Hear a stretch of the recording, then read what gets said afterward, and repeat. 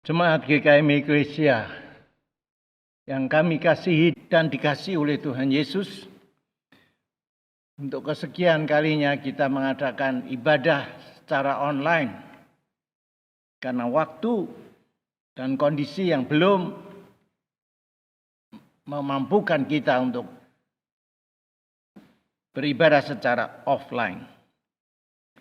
Tema pagi ini saya ambil peringatan dini. Tapi sebelumnya mari kita berdoa untuk pembacaan firman Tuhan dan uraian firman Tuhan lebih lanjut. Bapa kami yang di surga, kami tahu bahwa segala sesuatu ada di dalam penguasaan Tuhan. Tuhan yang punya otoritas atas dunia ini dan sekitarnya, atas hidup kami, hidup manusia yang Tuhan ciptakan. Karena itu kami sungguh menyerahkan Tuhan dalam masa pandemi yang sudah berlangsung lebih dari 6 bulan ini. Kami mau menyerahkan ibadah ini sepenuhnya. Kami tahu Tuhan bahwa Tuhan tidak bergantung kepada tempat, tetapi Tuhan bergantung kepada hati kami semua yang beribadah kepadamu. Agar Tuhan dapat berkenan menerima ibadah kami dan berkenan memberkati kami. Tolonglah kami, mampukan kami untuk beribadah dengan baik dan benar, dengan rasa hormat dan takut kepada Tuhan. Terima kasih Bapa, dalam nama Tuhan Yesus. Amin. Pembacaan firman Tuhan pada pagi hari ini saya ambil dari Kejadian pasal yang ke-6 ayat 5 hingga yang ke-8. Demikian firman Tuhan. Ketika dilihat Tuhan bahwa kejahatan manusia besar di bumi dan bahwa segala kecenderungan hatinya selalu membuahkan kejahatan semata-mata, maka menyesallah Tuhan bahwa Ia telah menjadikan manusia di bumi, dan hal itu memilukan hatinya. Berfirmanlah Tuhan, aku akan menghapuskan manusia yang telah kuciptakan itu dan dari muka bumi, baik manusia maupun hewan dan binatang-binatang melata dan burung-burung di udara, sebab aku menyesal bahwa aku telah menjadikan mereka. Tetapi Nuh mendapat kasih karunia di mata Tuhan. Juga pasal yang ke-7 ayat pertama dan kedua. Lalu berfirmanlah Tuhan kepada Nuh, masuklah ke dalam bahtera itu, engkau dan seisi rumahmu, sebab engkaulah yang kulihat benar di hadapanku dan di antara orang zaman ini. Dari segala binatang yang tidak haram haruslah kau ambil 7 pasang jantan dan betinanya. Tetapi dari binatang yang haram 1 pasang jantan dan betinanya. Kemudian ayat yang ke-17 hingga yang ke-21. 40 hari lamanya air bah itu meliputi bumi. Air itu naik dan mengangkat bahtera itu sehingga melampung tinggi dari bumi. Ketika air itu makin bertambah-tambah dan naik dengan hebatnya di atas bumi, terapung-apunglah bahtera itu di muka air. Dan air itu sangat hebatnya bertambah-tambah meliputi bumi dan ditutupinya lah segala gunung tinggi di seluruh kolong langit. Sampai 15 hasta di atasnya bertambah-tambah air itu sehingga gunung-gunung ditutupinya.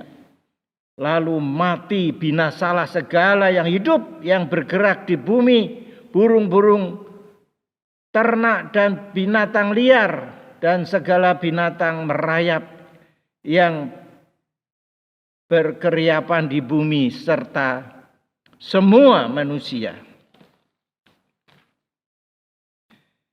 Sebelum kita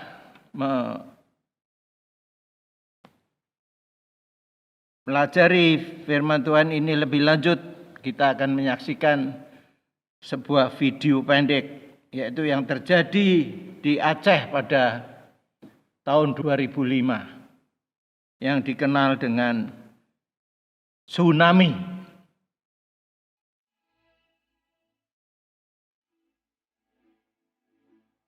26 Desember 2004, Aceh diguncang gempa berkekuatan 9,1 hingga 9,3 magnitudo disertai tsunami.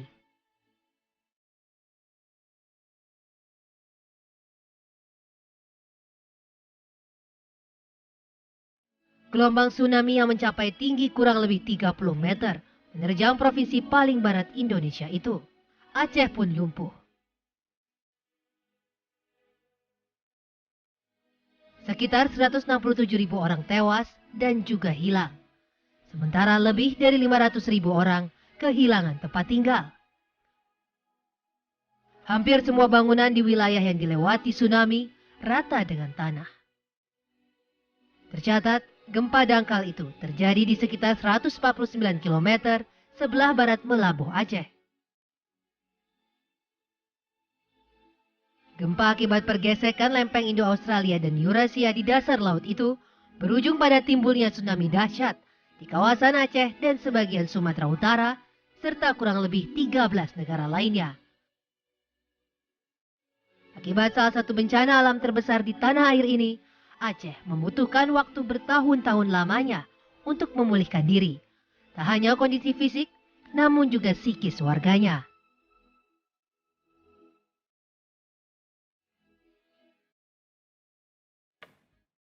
Istilah peringatan dini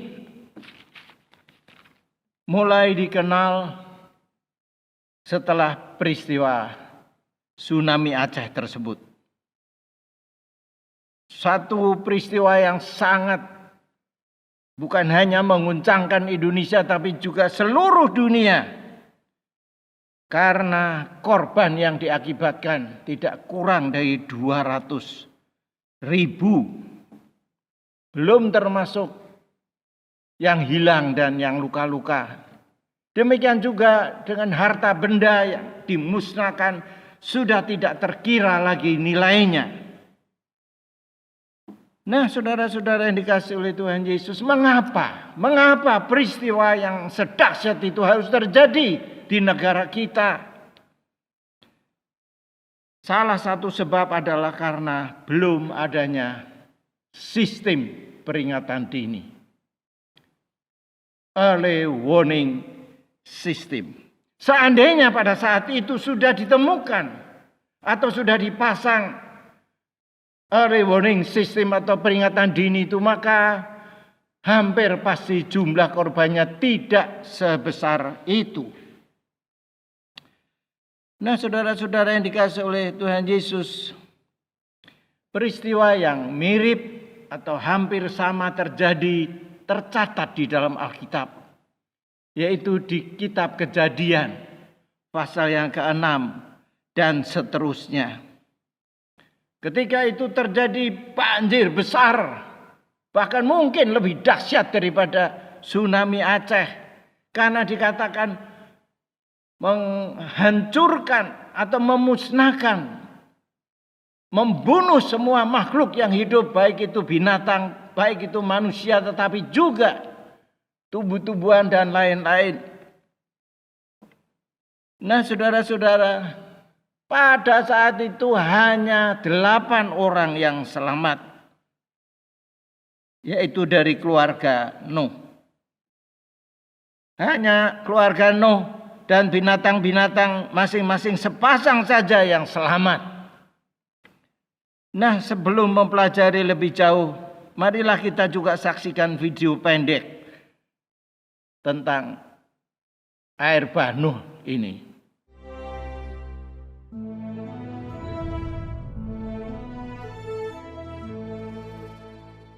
Suatu hari, Tuhan Yahweh mendatangi Nuh. Nuh. Nuh. Oh Tuhan. Aku akan mengakhiri hidup semua makhluk. Karena bumi penuh dengan kekerasan oleh mereka. Dan lihatlah, aku akan menghancurkan mereka bersama-sama dengan bumi. Buatlah sebuah bahtera dari kayu gofir. Engkau harus membuatnya berpetak-petak. Dan engkau harus melapisinya dari dalam dan dari luar dengan pagar.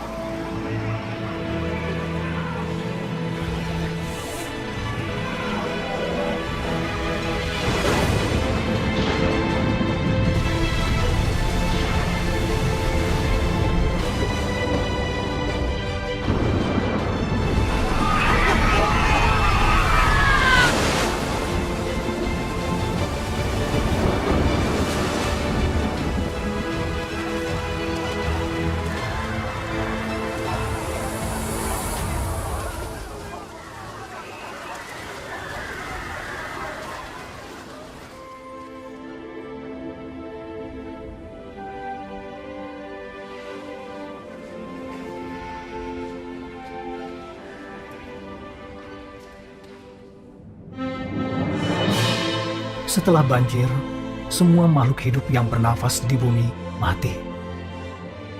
Kecuali 8 orang dalam keluarga Nuh dan segala macam makhluk hidup dalam bahtera.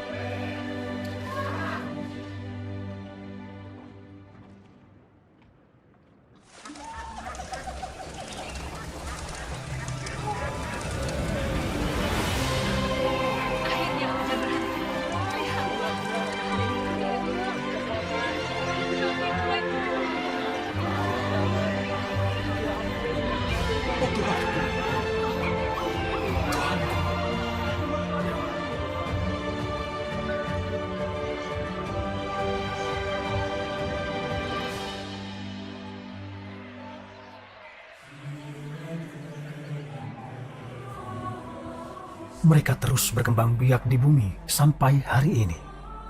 Tuhan membuat perjanjian dengan mereka bahwa Dia tidak akan pernah menghancurkan bumi dengan banjir lagi.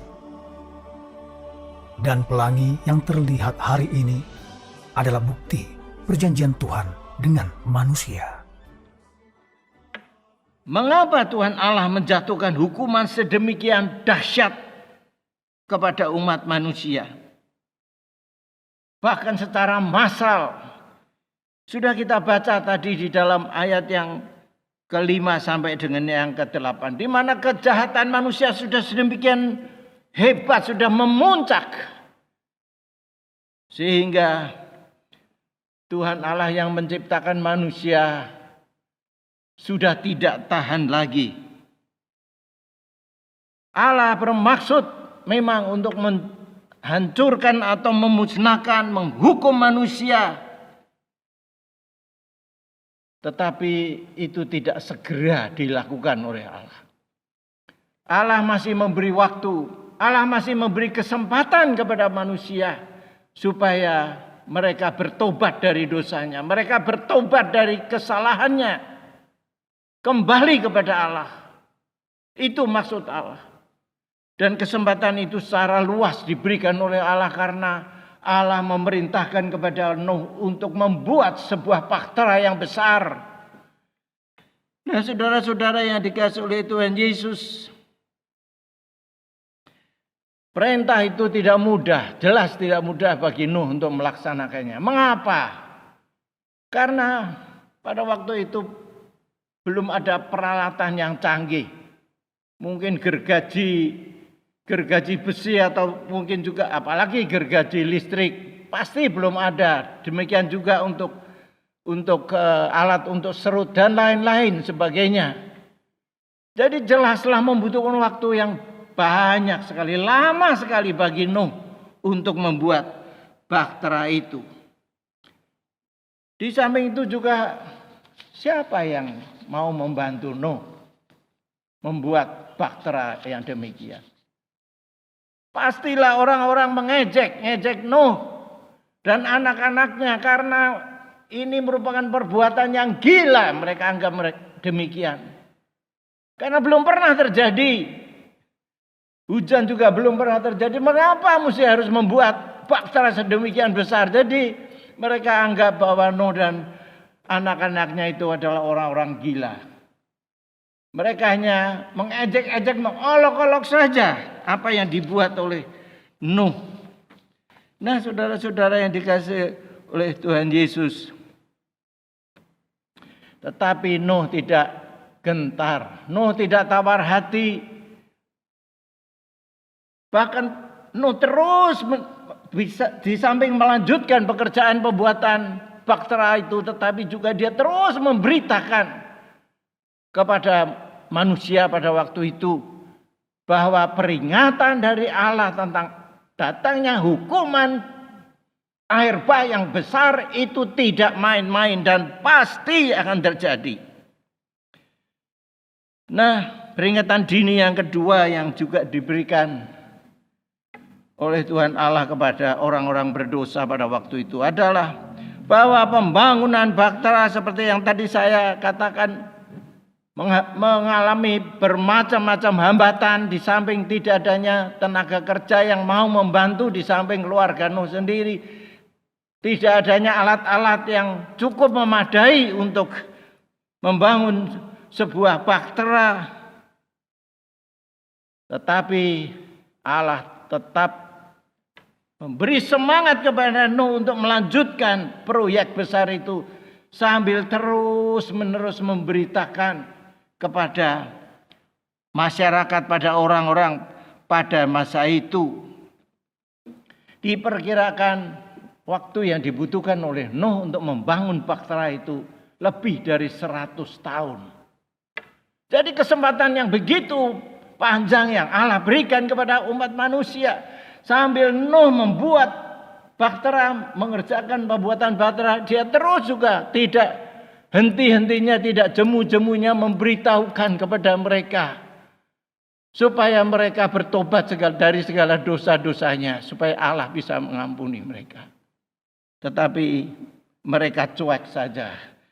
Mereka tidak memandang bahwa apa yang disampaikan oleh Nuh itu sungguh-sungguh satu yang nyata, yang akan nyata terjadi.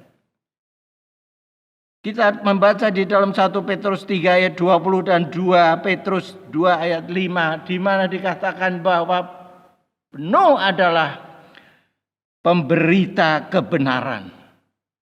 Ini menunjukkan bahwa Nuh tidak berhenti, tidak hanya bersaksi melalui perbuatan saja, tetapi juga Nuh bersaksi melalui perkataannya. Jadi lengkaplah, memang kesaksian harus meliputi dua hal ini, baik perkataan tetapi juga perbuatan. Hanya perbuatan saja tanpa perkataan juga kurang efektif. Tapi perkataan tanpa perbuatan juga itu akan disebut omdo atau omong doang saja. Nah, jemaat yang dikasihi oleh Tuhan Yesus, apa yang dapat Anda dan saya pelajari dari peristiwa Nuh ini? Tidak pernah saya temukan di dalam saya membaca atau mempelajari firman Tuhan Alkitab ini dari kitab Kejadian sampai Wahyu, di mana Allah menghukum seseorang, dia menghukum umatnya atau suatu bangsa atau sekelompok orang tanpa memberi peringatan lebih dahulu. Allah selalu memberi peringatan dahulu. Baru kalau manusia menolak peringatannya, Allah menjatuhkan hukumannya. Jadi Allah memberi kesempatan yang besar kepada umatnya pada waktu itu, ya. Allah adalah Allah yang bijak, Allah adalah Allah yang panjang sabar. Allah adalah Allah yang penuh dengan belas kasihan. Bahkan Allah tidak menginginkan ada seorang pun mati atau menderita. Allah tidak menghendaki itu terjadi atas baik itu umat Allah, bangsa yang dikasihi oleh Allah maupun juga orang yang berdosa sekalipun. Allah tidak menghendaki hal itu terjadi. Tuhan Allah selalu memberi peringatan dini sebelum hukuman dijatuhkan. Di dalam firman Tuhan, di dalam Alkitab ada banyak sekali contoh-contoh yang demikian. Saya hanya mengambil beberapa contoh saja. Sebut saja misalnya Adam dan Hawa. Sebelum Adam dan Hawa jatuh ke dalam dosa, Allah sudah memperingatkan kepada mereka. Semua buah-buah yang ada dalam taman ini boleh kau makan. Hanya buah pengetahuan yang baik dan jahat yang ada di tengah-tengah taman itu jangan kamu makan, karena kamu akan mati. Jelas Kejadian 2:16 dan 17. Tapi Adam dan Hawa tidak memperhatikan peringatan itu. Dan benar terjadi. Mereka mati secara rohani setelah mereka melanggar firman Tuhan. Demikian juga halnya dengan Achan misalnya. Ketika bangsa Israel sudah mau menghancurkan tembok Yeriko yang kuat dan besar itu, dan juga orang-orang Yeriko yang gagah berani, tapi Tuhan menyerahkan negeri Yeriko dan rakyatnya ke tangan bangsa Israel. Mereka hanya tinggal ngikuti aja, taati saja perintah Tuhan, dan Tuhan sudah memberi perintah semuanya harus kau musnahkan. Apa saja, bukan hanya manusia, binatang, tetapi juga benda-benda, harta bendanya harus kau musnahkan, kecuali barang-barang yang dikuduskan bagi Tuhan. Itu dipelihara. Tapi sayang, akan salah seorang dari orang Israel tidak mengikuti perintahnya. Sembunyi-sembunyi dia mengambil barang-barang untuk kepentingannya sendiri. Dan kita tahu akibatnya. Dia dan seluruh keluarganya dihukum mati, dirajam dengan batu. Yosua 6 ayat 18. Kita tahu juga tentang Petrus. Sebelum Petrus dia jatuh ke dalam dosa, menyangkali Tuhan Yesus sampai 3 kali, sudah diperingatkan. Petrus begitu sombong. Tuhan Yesus memperingatkan, ketika nanti itu mereka datang menangkap aku, kamu semua akan lari meninggalkan aku. Tapi Petrus dengan sombong mengatakan, semuanya boleh lari Tuhan, tapi aku tidak. Tapi Tuhan Yesus memperingatkan, hei Petrus, sebelum ayam berkokok, engkau sudah menyangkali aku 3 kali. Petrus menyangkal, tidak mungkin itu terjadi atas saya. Tapi kembali apa yang Tuhan Yesus peringatkan kepada Petrus itu terjadi. Kemudian juga kepada Yudas Iskariot, berapa kali Tuhan memberi peringatan kepada Yudas bahwa dialah yang nanti akan mengkhianatinya, akan menjualnya. Tetapi Yudas pura-pura tidak tahu. Hanya bertanya, akukah itu Tuhan? Atau apakah benar aku? Tapi Tuhan Yesus, benar engkau. Tapi Yudas menolak, sehingga apa yang diperingatkan akhirnya terjadi atas Yudas. Tentang hukuman akhir kepada manusia, firman Tuhan atau Tuhan Allah juga memberikan peringatan dini. Tuhan Yesus berkata di dalam Matius 24 ayat 37 mengatakan, sebagaimana pada zaman Nuh. Matius 24 ayat 37 sampai 39. Sebab sebagaimana halnya pada zaman Nuh, demikian pula halnya kelak pada kedatangan Anak Manusia. Sebab sebagaimana mereka pada zaman sebelum air bah itu makan dan minum, kawin dan mengawinkan sampai kepada hari Nuh masuk ke dalam bahtera. Dan mereka tidak tahu akan sesuatu sebelum air bah itu datang dan melenyapkan mereka semua. Demikianlah pula lah halnya kelak akan kedatangan anak manusia. Jadi jelas Tuhan Yesus jauh-jauh hari sudah memperingatkan tentang hari kedatangannya. Persis, kira-kira persis sama dengan keadaan pada zaman Nuh. Dan juga Paulus memberikan peringatan kepada kita melalui suratnya 1 Timotius pasal 3 ayat yang pertama. Dikatakan, ketahuilah bahwa pada hari-hari terakhir akan datang masa yang sukar. Manusia akan mencintai dirinya sendiri dan menjadi hamba uang. Mereka akan membual dan menyombongkan diri. Mereka akan menjadi pemfitnah. Mereka akan berontak terhadap orang tua dan tidak tahu berterima kasih, tidak mempedulikan agama. Peringatan daripada Paulus tentang keadaan pada hari-hari terakhir. Ya, dikatakan bukan pada zaman akhir atau pada akhir zaman akan terjadi ini, tapi dikatakan pada hari-hari terakhir. Ini menunjukkan waktu yang kedekatan waktu. Ya. Nah, saudara-saudara yang dikasih oleh Tuhan Yesus, bukankah semua ini sudah terjadi akhir-akhir ini? Katakanlah beberapa puluh tahun atau pada abad 20, akhir abad 20 sampai pada abad 21 ini sudah terjadi bermacam-macam kejadian di dunia ini, bahkan juga di negara kita. Macam-macam masalah dan kesulitan yang kita hadapi, termasuk yang kita hadapi akhir-akhir ini dengan adanya COVID-19. Saudara-saudara yang dikasihi oleh Tuhan Yesus, jangan mengabaikan peringatan yang Tuhan beri. Ya. Jangan mengabaikan, karena siapa yang mengabaikan akan binasa. Seperti halnya dengan orang-orang pada zaman Nuh. Sebaliknya siapa yang memperhatikan dan mentaatinya akan selamat. Nah, bahtera Nuh menggambarkan diri Tuhan Yesus sendiri.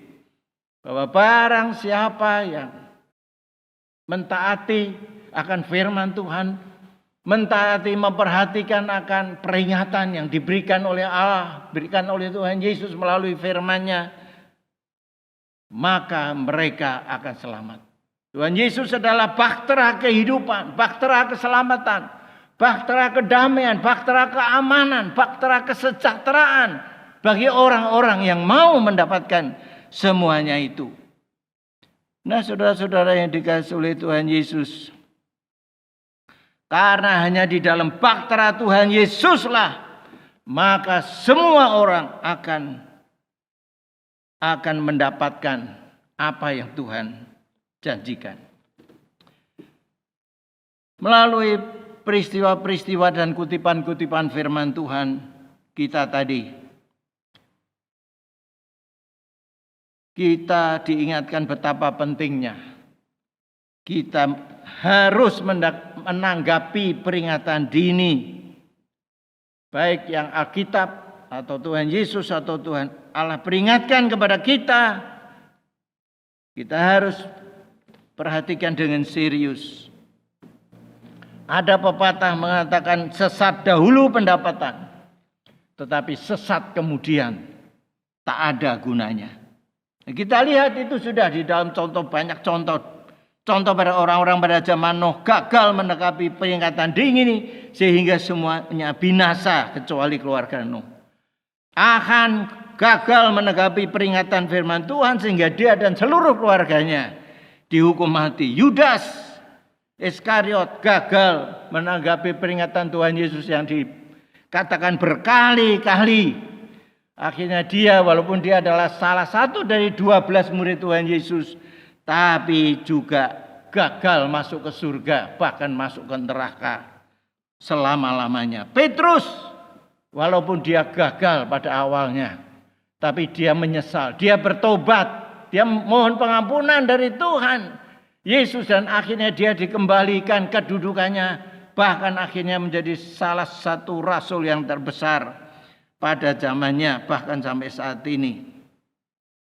Nah, saudara-saudara yang dikasihi oleh Tuhan Yesus, marilah kita peka terhadap peringatan firman Tuhan dalam hidup kita sehari-hari, dengan mengingat bahwa firman Tuhan Yesus tidak pernah menghukum seseorang atau sekeluarga atau suatu bangsa sebelum dia memberikan peringatan lebih dahulu kepada kita, kepada siapa saja yang berdosa dan melakukan sesuatu kesalahan.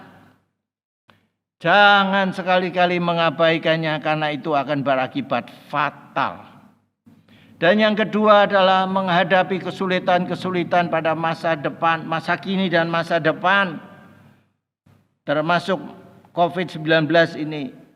Ini semua merupakan peringatan dini bagi kita, bagi saudara dan saya, untuk kita menghadapi kesulitan-kesulitan yang pastilah pada masa mendatang akan menjadi lebih banyak dan lebih besar dan lebih kompleks.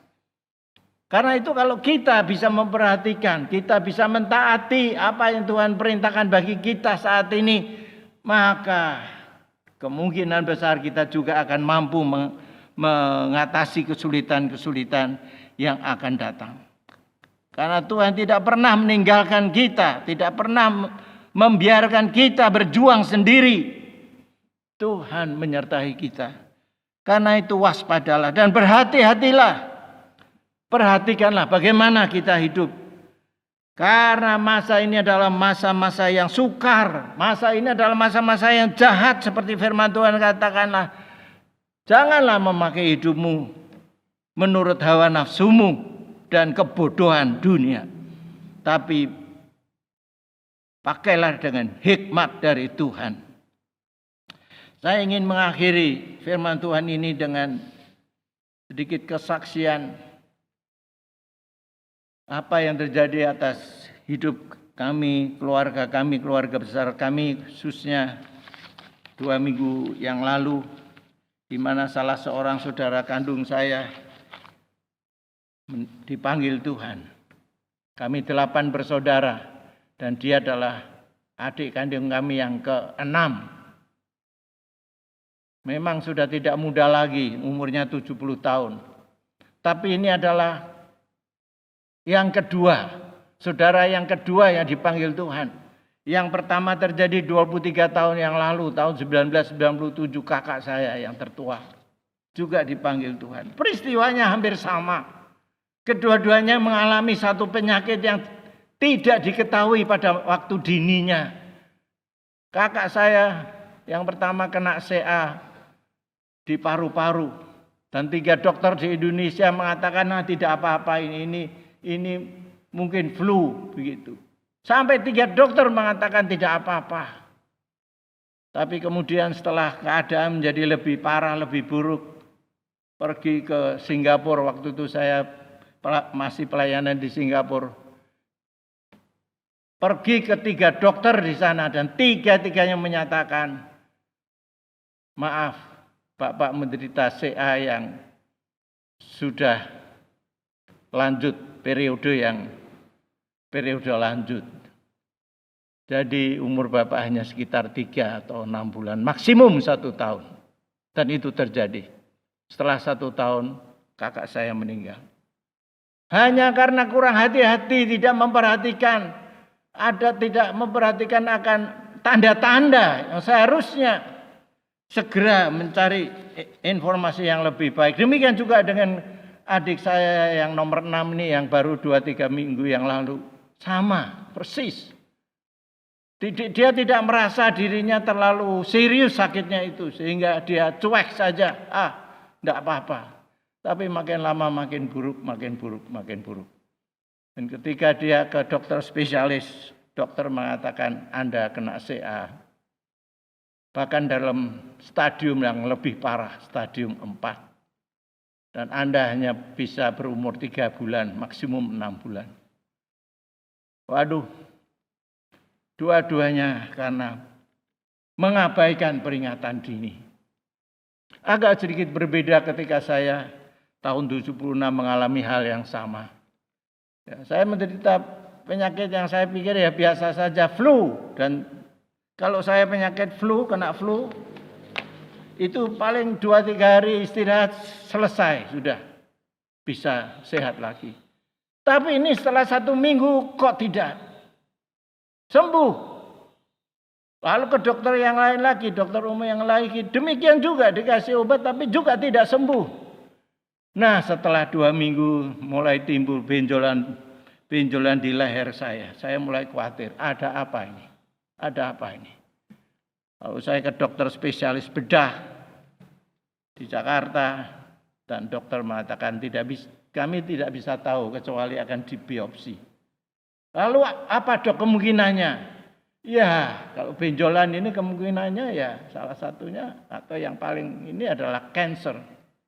Waduh, waktu saya dengar kata cancer, terus terang saya gemetar. Dan Tuhan mengingatkan kepada saya tentang nasar saya kepada Tuhan yang saya lupakan. Pulang dari dokter saya kunci kamar, saya menangis, saya berdoa, saya mohon pengampunan dari Tuhan, saya bertobat dan mohon Tuhan bukan hanya mengampuni dosa saya, tapi kalau Tuhan berkenan menyembuhkan saya mau menyerahkan hidup saya kembali sesuai dengan komitmen saya seumur hidup. Puji Tuhan bahwa Tuhan mendengar doa saya. Saudara-saudara, beruntung saya memperhatikan peringatan dini yang saya alami. Nah, karena itu saudara-saudara marilah kita perhatikan dengan seksama peringatan-peringatan dini yang Tuhan berikan dalam hidup kita. Baik dari yang hal-hal yang bersifat jasmani, lebih-lebih lagi dalam hal-hal yang bersifat rohani.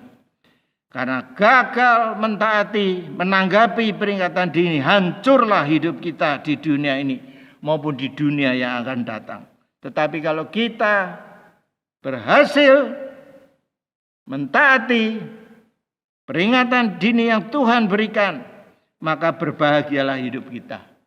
Baik sementara hidup di dunia ini, tapi juga di dunia yang akan datang. Mana yang Anda akan pilih? Pilihan ada pada saudara. Amin.